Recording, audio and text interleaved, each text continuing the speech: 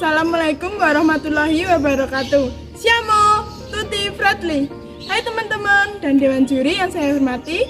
Perkenalkan, nama saya Sofiana dari unit PMR SMA 2 Karanganyar. Di sini saya akan presentasi tentang human trafficking.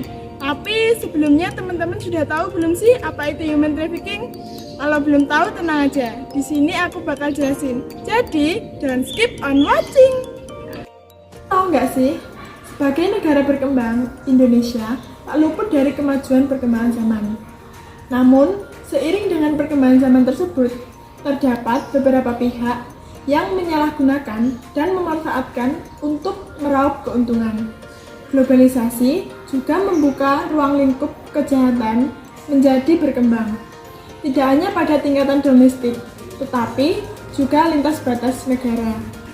Nah, salah satu bentuknya adalah human trafficking yang akan kita bahas pada kali ini.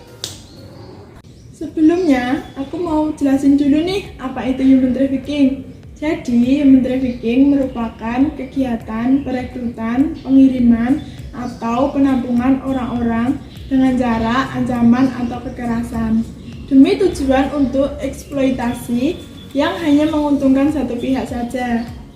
Menurutku, human trafficking adalah salah satu kejahatan yang melanggar hak asasi manusia. Terlebih di era sekarang, perdagangan manusia tidak hanya sebatas pengiriman tenaga kerja keluar atau dalam negeri, tetapi juga penjualan anak dan perempuan yang sangat tidak kemanusiaan.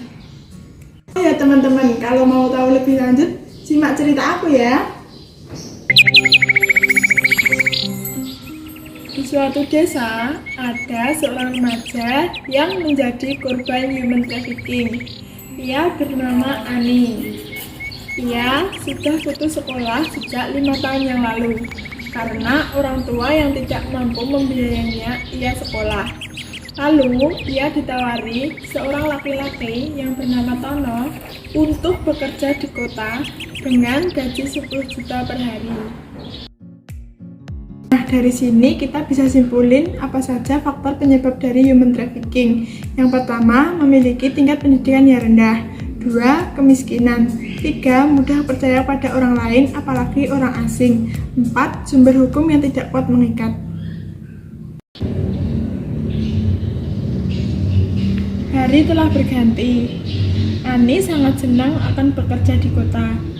Tak lupa, ia meminta izin kepada ibunya agar diberi keselamatan dan dilancarkan rezekinya.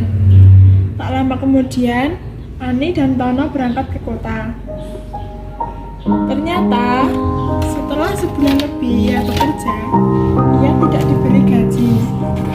Waktu tidur hanya sedikit dan tidak diberi kesempatan untuk mengabari ibunya. Dalam situasi saat ini, Ani hanya bisa berdoa dan minta pertolongan kepada Tuhan. Teman-teman, yang dirasakan Ani tadi merupakan dampak dari kasus human trafficking, seperti kesehatan mental yang buruk, mendapatkan isolasi sosial, dan eksploitasi secara ekonomi. Wah, sangat menakutkan bukan teman-teman? Jadi kita harus menjaga diri agar tidak menjadi pelaku atau korban human trafficking. Tapi menurut kalian gimana sih cara mencegah human trafficking itu? Menurutku, upaya pencegahan human trafficking itu 1. Tidak mudah terpengaruh oleh iming-iming orang lain. 2. Meningkatkan pendidikan. Semakin tinggi pendidikan seseorang, maka ia tidak mudah terpengaruh oleh iming-iming orang lain, apalagi yang tidak masuk akal. 3. Mencari informasi tentang apa dan bagaimana praktik human trafficking yang perlu diwaspadai. 4. Mengadakan sosialisasi untuk menyebarluaskan informasi tentang human trafficking. Wah, sangat mudah bukan teman-teman? Jadi, ayo kawan-kawan kita cegah human trafficking bersama-sama.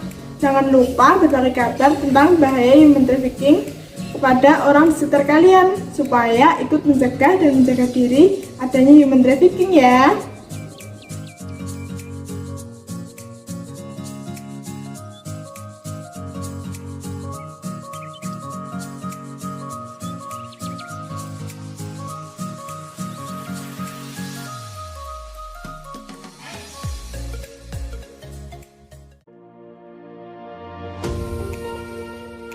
Ada pertanyaan nggak nih teman-teman? Kalau teman-teman ada pertanyaan, bisa ditulis di kolom komentar ya. Segini dulu nih dari aku. Terima kasih yang sudah nonton sampai akhir. Jangan lupa like sebagai bentuk dukungan dari kalian. Wassalamualaikum warahmatullahi wabarakatuh. Siamo tutti fratelli. Dah.